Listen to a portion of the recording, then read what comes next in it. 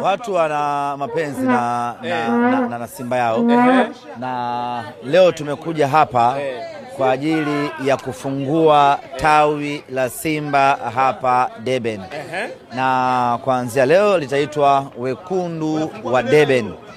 Jukumu lao itakuwa ni kuipambania Simba yao kwenye kila nyakati, lakini jukumu lao la kwanza la msingi ni kuelekea mechi yetu ya kesho dhidi ya Stellenbosch. Tunachokitaka kukifanya kesho ni kuwatia unyonge Stellenbosch.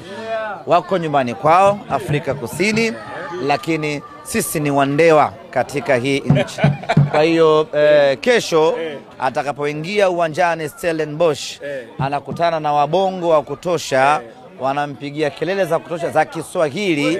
Yeye mwenyewe atajiuliza mara mbili, hapa yuko South Africa ama yuko Benjamin Mkapa. Kwa hiyo nimekuja hapa kuambia wanangu wa Deben, hasa katika mtaa huu wa John Mina, ya kwamba kesho tuna kazi ya kumtia unyonge Stellenbosch, kumfanya nyumbani kwao apaone kama jela, yani akose amani na uhuru, yani apate unyonge. Wanasema yatima adeki. Kwa hiyo kesho yeye anakwenda kujisikia kama yatima katika uwanja wa Moses Mabida, na sisi jukumu letu pale ni kwenda kupiga shangwe za kutosha.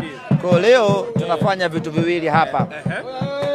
Kwanza ni kufungua tawi la Simba Wekundu wa Deben, ambao tayari tumeshalifungua na bendera tumeisimika hii hapo.